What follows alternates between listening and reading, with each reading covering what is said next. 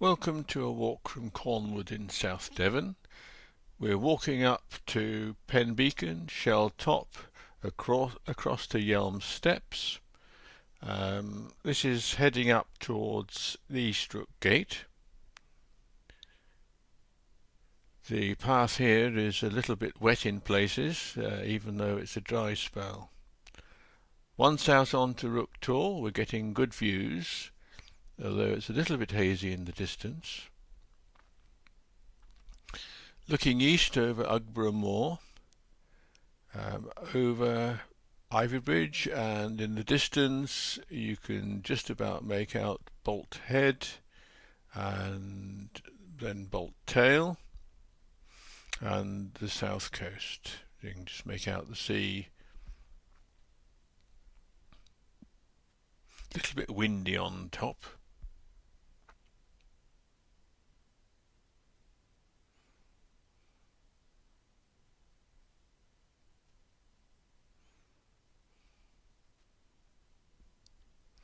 A lot of little flowers in the grass and lichen, especially in the drier areas. Here we are at Penn Beacon and overlooking the clay pits, so you can see the extent of the clay mining that's gone on here. Plymouth in the distance and Cornwall in the distance as well.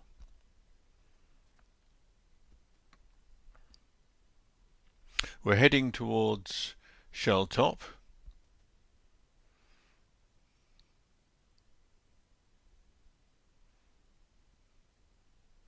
So just leaving Penn Beacon at the moment and the trig point.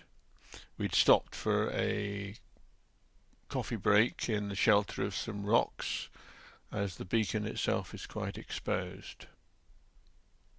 So now heading across towards Shell Top. Quite a clear path at this point.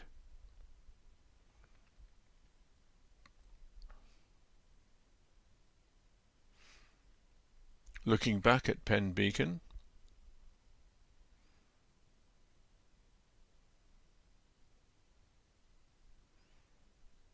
So here's the group at Shell Top.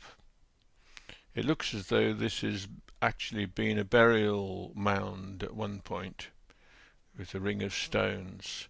From the top there's a lot of cattle and sheep and horses grazing here. Short grassy turf. It's probably been like this for a few thousand years. So this is good summer pasture. In the wetter areas we have this insectivorous plant. And the cotton grass, again, that indicates the wetter areas. Now heading across to the Yealm, you have to be careful that you head off in the right direction here. Over on our dropping down into Yealm Head now, and we've got an area that would have been tin streamed in the past, so we get this rough ground in the valley. There are quite a few butterflies about now, but in the wind they're tending to keep down in the vegetation.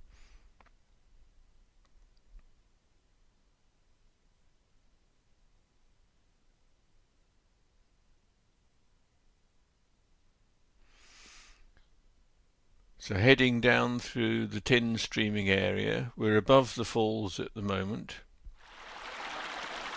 A lovely stream here, water level quite low.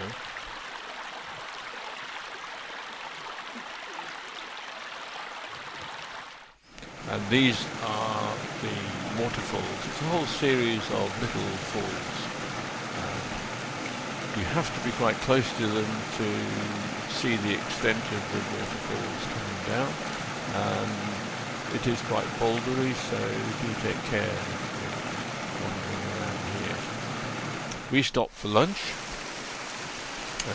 Sunshine, lovely and warm, so very pleasant to spend half an hour just enjoying the surroundings.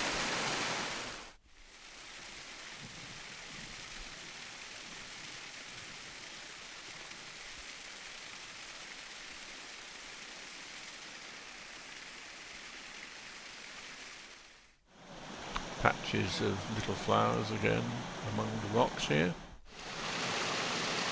There's also some butterflies about as well.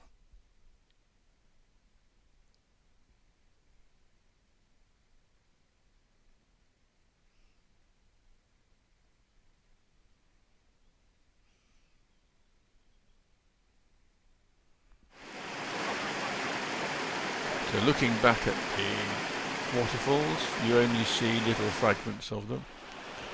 Here's the group heading away from the waterfalls, heading back down to the stream a little bit below. There's a path crosses the stream, and that's where we're heading for. Two photographers on the other side of the stream. It's a bit rougher, but you do get better views of the waterfalls here. So if you follow our route, do take care.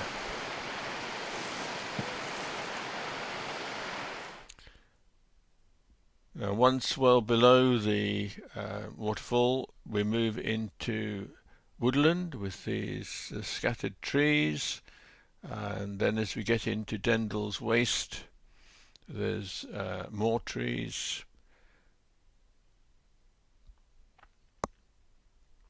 So we're now heading down into Dendals Waste. When we came to the gate, we turned right, followed the gate, and took another path down into the woodland. As you get further down, the trees get bigger, and in the valley bottom is Ford Brook in Dendals Wood, the nature reserve. A very pleasant spot for pause. And here's the tail end of the group walking down through the path through Dendals Wood, back out onto the road, Wisdom Mill, another bit of path, magnificent gates, and then we're back into the village. If you do join us, make sure you've got the right equipment.